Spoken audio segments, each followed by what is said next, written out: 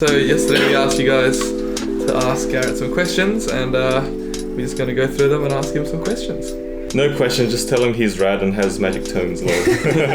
Question from Pearson Huynh. What is the turning point in your career and how did he acknowledge it? I think the big turning point was when I quit my agency job and just basically I was starting over. Were you getting other offers? Because I know Norway was a huge one, but were you getting other stuff to kind of give you the signal that there might be something here more than a trip? No. I was just I don't have vacation time, so I guess I'll figure it out when I get back.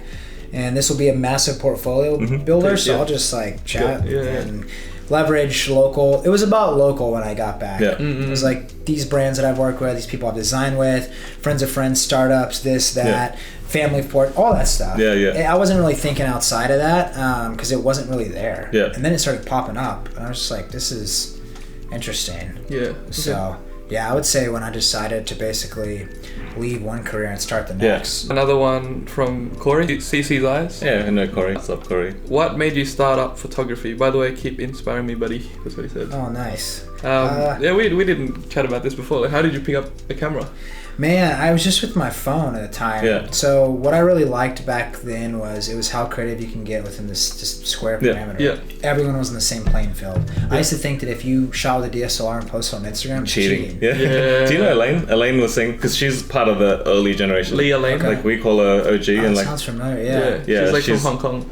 Everyone was trying to challenge each other with the iPhone. Find new spots, and the spots were unknown. There weren't spots. Right? And it was how creative you can get editing on your phone, mobile apps, like your vision, your coloring, all that stuff. And I love that because everyone had everyone had the same tool. Go out there, they hand it out in class. Everybody go out, do your thing. Like that's all you get. And so I love that because everyone was in the same playing field. And that's what really inspired me is because it was like how creative I could get, how things I could see, stuff that I saw as differently. It was a lot of just journaling in a sense. And I had a group of buddies that I met through an Insta Meet back in Colorado that are still some of my core buddies back in the day we would just started doing these weekend warrior trips, going to Utah and all over Colorado and barely sleeping. And I was working all during the week. And all you were carrying was a bottle of water and your phone. It was awesome. There was no gear. There was no anything. So it was all about just shooting with your phone, editing on your phone, putting stuff up. It was just fun. And I missed that because there was so much more. There was just so much less stress back then. Just didn't care and putting it up. This is fun. I like this. This is different. And that's what kind of inspired me because then companies started reaching out and asking about stuff. I was like, I don't even have a real camera. So I thought being a real photographer meant you had to have gear. And I was like, I don't have any of that. So I was like, maybe I should start investing in things like that. And then once I got just a nifty 50, it was about this depth. It was just like, oh, damn, everything. And then you can still see that in my work. I love playing with depth. There's shooting past other people, especially in street photography. When I was in Japan, all that stuff. And playing past certain planes of people to get to things and pulling stuff in the background, pulling up and just having layers and that style to me was just like, oh damn, this is different. You guys had some bad luck in Japan too, so if we were with the weather. Man. So that was a thing, dude. That's still one of my all-time favorite trips. Which is weird because we got shit on the whole time. But I'm used to that, man. I have zero expectations when I go somewhere. Everyone hopes they have just glory, right? Everyone hopes that. That's never been the case for me. Typically, it's 1 out of 5 chance it happens.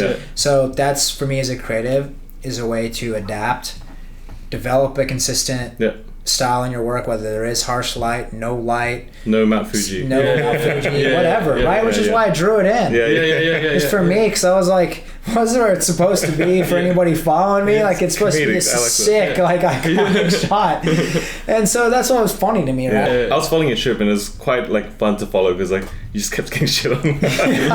I wanted you to have a win, but at the same time, I was this keeps happening, it gets worse. They were just pissing rain the whole time, and it was for the client A&A Airlines. They ended up loving what we did, right? And so that's all that matters to me because we were facing adversity. They wanted us to go when there wasn't cherry blossoms, so it was in a non-popular time, and the original goal they wanted was just 3 days in Japan. That was it. and the budget they had, I said, well, for this amount of stipend budget, we could do like 10 days. Let me do my thing. I'll build the whole itinerary. We'll go everywhere in 10 days. We'll do a different place every day. Yeah. They're like, that sounds insane. So we did it and got all this insane content from all over the place. And they were so pumped because I was like, what, 3 days in Tokyo? I'm like, this is my first time in Japan. I want to do like all this other stuff. I can go back to Tokyo anytime, but like I was like, we got to do something crazy. I do want to go back to Japan, and I want to go back to Mount Fuji and actually see it proper because I didn't get to really. We saw it in a day, which is awesome. But I had a shot that I had researched for 2 months of a certain beach people go surf at. Has to be the time of year. I think has to have certain. Like seasonal, like there's a mid-shift in season of waves. It has to be a good day for waves. Have to have people out there and a sunrise. There's so many factors, but it's a compressed shot with like 200 to 400 millimeters of everybody surfing and having Mount Fuji in the back at sunrise. I get there, no waves. The day before, people were actually out there because sometimes in the winter months is best for surf. No one was there. Cloudy. And I was just like, and we're waiting pitch black for sunrise and nothing happened. I was like, we had one chance to like get this and this didn't happen, so I guess we'll just hang around here and try to get sunset. Then it looked like it was gonna break. I was like, oh, it's all clear now. Then the clouds came in, and then we kind of had a break, and then it clouded up, and I was like, this is insane. We were up there for like 2 hours, but it's entertaining to watch though. So man, because that's a reality. I know some people who are lucky everywhere they go. They're so lucky. They get insane light all the time. I'm not even going to mention these people because they know who they are. And they always get it, and they don't Photoshop it. That's just how they roll. And I'm like, must be nice, right? And so, but for me, I'm like, that's awesome, but it's made me push because my style can like the way I've evolved I want light. Great. If we don't have light, that's fine too. Because like a lot of stuff you guys get hired for, when do they want it shot? Between 9 a.m. and 2 p.m. Okay, it's terrible outside because they don't want to wake up early. They want to no, it's like, okay, I need to be tech savvy, so I need to have my ND filters, all my gear ready, so you need to know that knowledge. You need to be able to prepare to edit in that type of light, how to play with that light, shadow, then shift your concepts around it. That makes you a true creative, being able to adapt. Oh no, I can't shoot. It has to either be from like 5 to 6 p.m. or like 6 to 7 a.m. It's like, no joke. That's when everybody wants to shoot. I'm like, but that's not when they want you to shoot. Graham and King, how does he feel about the future of photography and social media?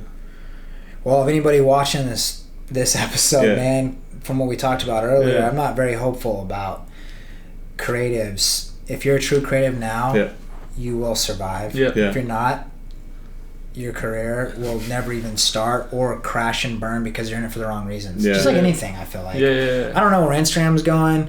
Some people think it'll go away. It'll always be around. Just like Facebook. Too. It's always they're so big. It's always going to stay around, whatever that looks like. There will be other platforms that pop up that will be better, faster. So to answer that question, man, I am not hopeful, but I hope that people open their eyes to see the true reason why social media is just share stuff and meet people, man. It's not to like kill out other people. It's all cutthroat as it is. No one cares about each other. Like everyone wants to just compete. But like those type of people, man, if you're not evolving and like constantly growing for yourself as a creative, you're not gonna last. There's no way. They can pretend to be happy and kind of fulfilled, but like it's kind of empty. Copy someone's style over and over and over. What's that gonna get you? What happens when you have your own job or people hire you out? What are you gonna do? It's like there's no end. Like we said, there's no end. What is your if you want to be successful, dude, you've already played yourself. You have to start over. For me, it's like it's okay to like copy, but always like take it to another level.